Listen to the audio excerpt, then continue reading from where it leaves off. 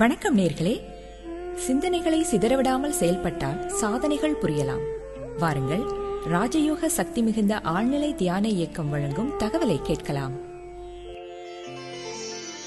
பாதிப்புகள் என்று சொல்லும் பொழுது இதுவரை ஏற்பட்ட பாதிப்புகளாக இருந்தாலும் சரி, இனிமேல் ஏற்படக்கூடிய பாதிப்புகளாக இருந்தாலும் சரி, எந்த மாதிரியான பாதிப்புகளாக இருந்தாலும், அது எவ்வளவு ஒரு அசிங்கமான ஒரு விஷயமாக இருந்தாலும், அருவருப்பான விஷயமாக இருந்தாலும், எதுவாக இருந்தாலும் வெளியேற்றி விட வேண்டும்.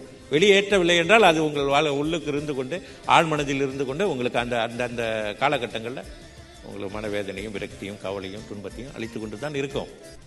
வாழ்க்கைன்னு சொன்னால் இதுக்கு மேலே எனக்கு எந்த பாதிப்பும் வராதுன்னு சொல்லவே முடியாது. ஆழ்மனம் என்று சொல்லும் பொழுது நாம் ஒரு பார்க்கும் பொழுது, ஒரு விஷயத்தை பார்க்கும் பொழுது அப்படியே ஆழ்மனதுக்கு செல்கின்றது. மனதின் மொழியே அதுதான், காட்சி. நம்ம பேசுவதற்கு ஆங்கிலம், தமிழில் குரு பேசுகிறேன், அது மாதிரி ஆங்கில மொழி இருக்குது, பல மொழிகள் இருக்கு உலகத்தில். ஆனால் மனதின் மொழி என்னன்னு கேட்டிங்கன்னா காட்சி தான். எப்பொழுது நீங்கள் நினைக்கிறீர்களோ அது காட்சியாக தோன்றும். அதே மாதிரி ஒரு விஷயத்தை பார்க்கும்போது அது காட்சிகளாக தான் ஆழ்மனதில் போயிட்டு அந்த காட்சிகளாக தான் அது பதிவாகுது. உணர்வுகளாக அது காட்சிகளாக அது மாறுகிறது. மனதின் மொழி காட்சி. ஆழ்மனது பதிவுகளை தடுக்க முடியாது. ஆழ்மனதுக்கு சென்ற பிறகு அங்கே சிந்திக்கிறதுக்கு ஆழ்மனதிற்கு அந்த ஆற்றல் கிடையாது. அங்கே போய் சிந்தித்து இது ரைட்டா ராங்காலாம் பார்க்காது.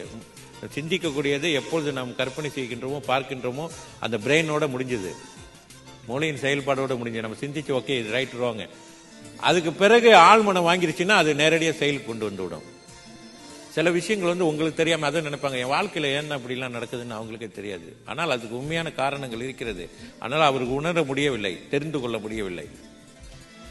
அவர்களுடைய எண்ணங்களே அவர்களுடைய பாதிப்பை உள்ளிருந்து அவர்களுக்கு இந்த மாதிரியான விஷயங்களை ஏற்படுத்தியிருக்கிறது. சுய தண்டனை கூட கொடுக்கும் மனம். ஒரு விஷயத்தை செய்து விட்டு யாருக்கும் தெரியாம மறைத்து விடுவார்கள். மறைச்சிடுவாங்க. மறைச்சிட்டு யாருக்கிட்டையும் சொல்ல மாட்டாங்க. ஆனா அவங்களுக்கு மனதிற்கு தெரியும், அவங்க ஆள் மனது தெரியும், தான் செய்தது மிகப்பெரிய தவறு, ஒரு துரோகம் விளைவித்து விட்டோம், அநியாயம் செய்து விட்டோம் அப்படின்றது தெரியும். அது என்ன ஆகும் என்றால் சுய தண்டனை உங்களுக்கு கொடுக்கும். உங்கள் மனம் உங்களுக்கு சுய தண்டனை கொடுக்கும். வெளியிலிருந்து தண்டனையிலிருந்து நீங்க தப்பிச்சிடலாம், உங்க மனதின் தண்டனையிலிருந்து நீங்க தப்பிக்கவே முடியாது. அடிக்கடி உங்களுக்கு ஞாபகப்படுத்தி கொண்டே இருக்கும்.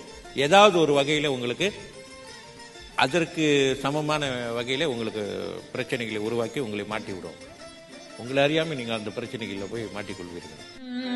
அந்த விளக்கத்தை தந்தவர் டத்துஸ்ரீ குருஜி அவர்கள். நேயர்களே, வளமான வாழ்க்கைக்கு சிறந்த சிந்தனை தேவை. அந்த தகவலை கொண்டு வந்தது ராஜயோக சக்தி மிகுந்த ஆழ்நிலை தியான இயக்கம்.